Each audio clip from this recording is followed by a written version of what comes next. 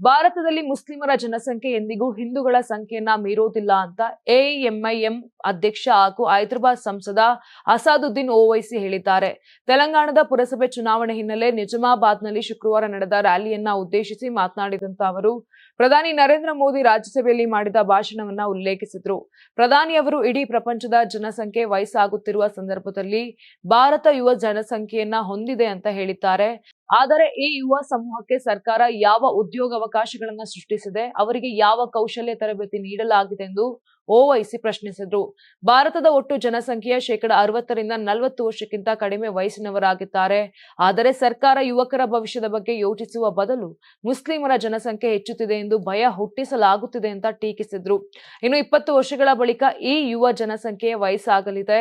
ಆಗ ಹಣದುಬ್ಬರ, ಉದ್ಯೋಗ ಹಾಗೂ ಜೀವನ ವೆಚ್ಚಗಳ ಬಗ್ಗೆ ಚಿಂತಿಸಬೇಕಾಗುತ್ತದೆ.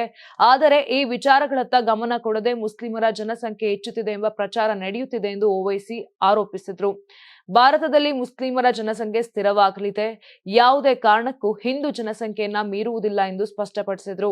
25 ರಿಂದ 30 ವರ್ಷಗಳ ನಂತರ ದೇಶದ ಜನಸಂಖ್ಯೆ ವಯಸ್ಸಾಗಲಿದೆ ಎಂಬ ವಾಸ್ತವ ಈಗ ಆಡಳಿತದಲ್ಲಿರುವವರಿಗೂ ಅರ್ಥವಾಗುತ್ತಿದೆ. ಈ ಹಿನ್ನೆಲೆ RSS ಮುಖ್ಯಸ್ಥ ಮೋಹನ್ ಭಾಗವತ್ ಕನಿಷ್ಠ 3 ಮಕ್ಕಳಿಗೆ ಜನ್ಮ ನೀಡುವಂತೆ ಹೇಳುತ್ತಿದ್ದಾರೆ. ಆದರೆ ಅವರು ಸ್ವತಃ ಅದನ್ನ ಪಾಲಿಸುತ್ತಾರೆಯೇ ಎಂಬುದು ಬೇರೆ ಪ್ರಶ್ನೆ ಎಂದು ವ್ಯಂಗ್ಯವಾಡಿದ್ರು. ಅಂತಾರಾಷ್ಟ್ರೀಯ ವಾಣಿಜ್ಯ ಮೇಳ 2026 ಫೆಬ್ರವರಿ 6, 7, 8 ಬೆಂಗಳೂರಿನ ಅರಮನೆ ಮೈದಾನದ ತ್ರಿಪುರವಾಸಿನಿಯಲ್ಲಿ ಆಯೋಜಿಸುತ್ತಿದೆ. ಇದು ಕರ್ನಾಟಕ ಕೃಷಿ ಇಲಾಖೆ ಪ್ರಕಟಣೆ. ಯಾರಾಗ್ತಾರೆ ಎಂಎಲ್ಎ ಅಭ್ಯರ್ಥಿ 2028 ಶೀಘ್ರದಲ್ಲೇ. ಪ್ರತಿದಿನ ಒಂದೊಂದು ಕ್ಷೇತ್ರದ ಟಿಕೆಟ್ ಆಕಾಂಕ್ಷಿಗಳ ಸಂಪೂರ್ಣ ಮಾಹಿತಿ ಪೊಲಿಟಿಕಲ್ ಜರ್ನಲಿಸ್ಟ್ KM ಶಿವಕುಮಾರ್ ಅವರಿಂದ. ಕರ್ನಾಟಕದ ನಂಬರ್ 1 ಡಿಜಿಟಲ್ ಮೀಡಿಯಾ ನಿಮ್ಮ ನೆಚ್ಚಿನ ಕರ್ನಾಟಕ ಟಿವಿಯಲ್ಲಿ ಮಾತ್ರ.